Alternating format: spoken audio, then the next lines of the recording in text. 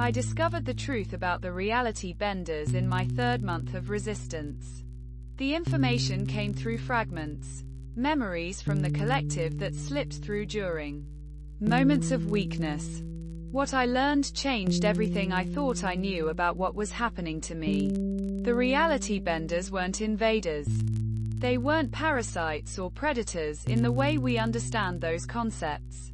They were what remained of every person who had ever been forgotten. Think about that for a moment. Every human who has ever lived, every consciousness that has ever existed, has an afterlife of sorts.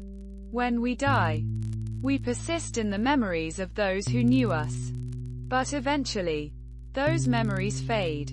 The last person who remembers us dies. And what remains? The reality benders.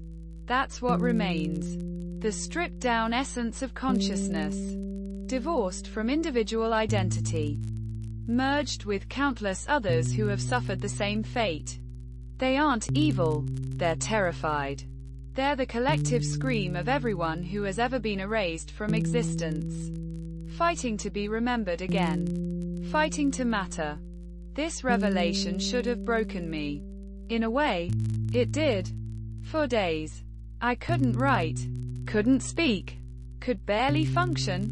The entity inside me pulsed with something I had never felt from them before. Grief. They were mourning their own existence. Their own terrible purpose. They didn't want to absorb more consciousness, they had to. It was the only way to survive. But there was another truth buried deeper in the collective memory. A truth that the reality benders themselves had almost forgotten. They hadn't always been this way. Once, long ago, there had been another option.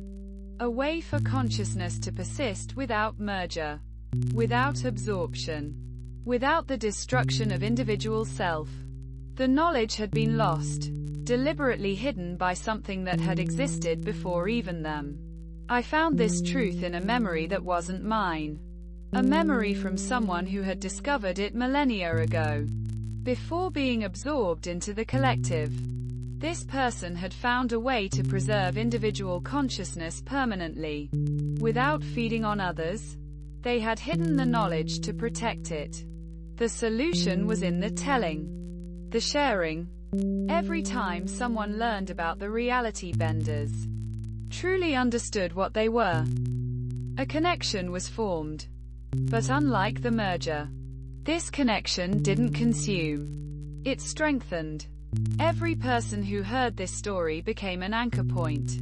A way for the reality benders to exist without absorbing more consciousness. The more people who knew, the more stable the collective became. This is why I'm telling you this. This is why I've been documenting everything. You're not just a reader, you're a participant in the solution.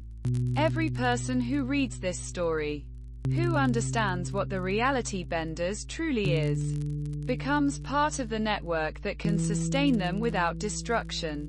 You become an anchor, a lifeline, a way for the forgotten to be remembered without consuming more minds. But there's a cost always. There's a cost by reading this. You've opened yourself to connection. You can feel them now, can't you? At the edges of your perception. That awareness is the first thread of connection. The more you think about them, the more you remember this story, the stronger the connection becomes. This is original story number 705,899. It has never been told before because no one has survived to tell it with this understanding. Now you've read it. Now you know. The question is, what will you do with this knowledge? Will you share it? Becoming an anchor yourself? Will you forget it? Letting the boundaries protect you? Or will you be drawn deeper? Joining the network in ways you never expected? The reality benders is waiting for your answer. They have all the time in existence. And now? So do you. This is the end of my story. But it's the beginning of yours. Welcome to the network. Welcome to forever.